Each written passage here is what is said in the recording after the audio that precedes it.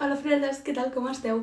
Espero que estigueu superbé i avui us porto un vídeo que em fa especial il·lusió perquè, com sabreu alguns, suposo, un dels meus primers vídeos va ser sobre journaling.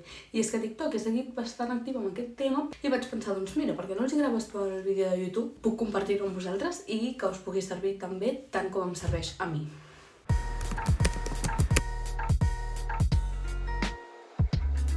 L'objectiu del journaling d'avui és marcar com una mica els propòsits o canalitzar les meves energies de cara al 2024 per manifestar coses positives i intentar generar un canvi a la meva vida. Aviam, tampoc és cap secret que no estic passant un molt bon moment a nivell personal. Abans feia journaling pràcticament cada dia, doncs ara és com que per no connectar amb aquests sentiments he estat evitant bastant escriure, cosa que vull canviar. Com ordeno els meus pensaments i com aconsegueixo que el journaling realment em funcioni. Primer de tot, m'agrada pensar en la intenció amb la que faig això i vull dividir el procés en 3 etapes. La primera seria somiar, després de construir i, per últim, actuar. La clau està en pensar de manera realista i en petits reptes que puguis assolir i que et portin on vols arribar. Així que primer començo descrivint com és la meva vida actual i allò que m'incomoda d'ella, persones, situacions, hàbits, el que sigui. Després passem al primer vers, que és somiar. Aquí escric tot el que em ve al cap de com voldria ser, alguna cosa que vull aconseguir, com vull ser percebuda. En general, somiar i somiar tot allò que vull aconseguir. Tampoc cal escriure molt. Vull dir, es pot fer en forma de llista, amb dibuixos, amb esquemes. I un que m'agrada molt a mi és el collage d'imatges. Per exemple, l'any passat em vaig fer un, que és el que tinc de fons a pantalla, i em va superbé tenir-lo de fons. Si el trobo a l'ordinador el posaré per aquí, perquè m'agrada bastant bé, tot s'ha de dir.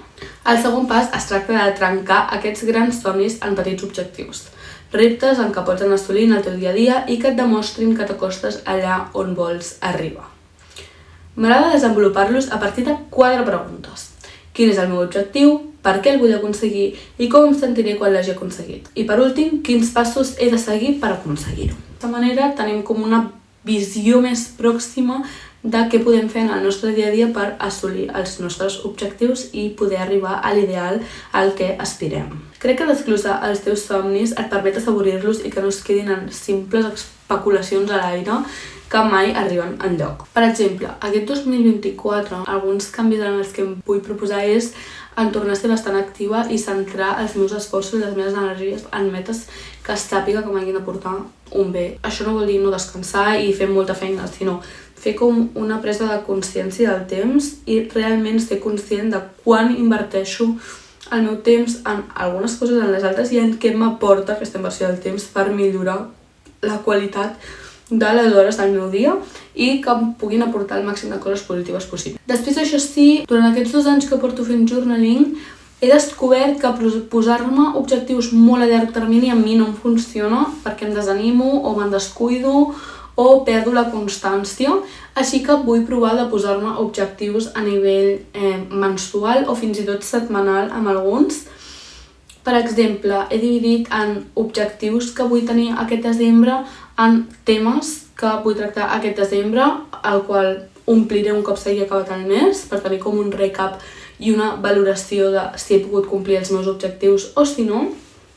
I per últim, les afirmacions, que són simplement afirmacions positives, que em donin bones esperances de cara als nous reptes i als canvis i que m'ajudin a creure en mi i en que puc aconseguir tot allò que m'he proposat. Perquè ja ens diem prou coses dolentes a nosaltres mateixos i ja ens sentim prou també de les altres persones com perquè nosaltres siguem la nostra principal desanimació per aconseguir el que nosaltres vulguem. I per últim, crec que és molt important compartir el que has pensat per rebre el suport suficient de la gent que t'envolta i no sentir-te sol ni abandonat a l'hora de fer el canvi. La gent que t'estima sempre està allà per donar-te el seu punt de vista i recolzar-te en les teves decisions.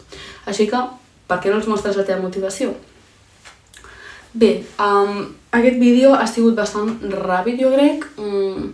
És com un esquema molt bàsic de com faria jo journaling i com ho estructuraria. Espero que s'hagi entès i espero que si ho feu, doncs m'envieu, en parlem. Ja sabeu que estic superoberta a conversar sobre qualsevol tema a les meves xarxes socials Res més a dir, la veritat. Aquesta mica d'espam ha sigut bastant gratuïta, però és perquè no és perquè em seguiu ni per res, o sigui, feu el que vulgueu.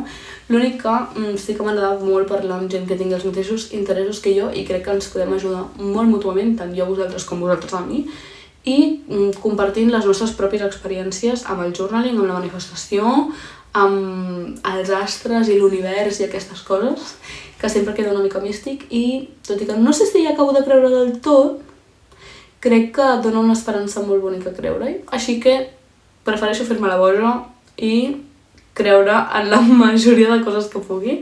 I bé, això és tot. Espero que us hagi agradat i ens veiem a la pròxima.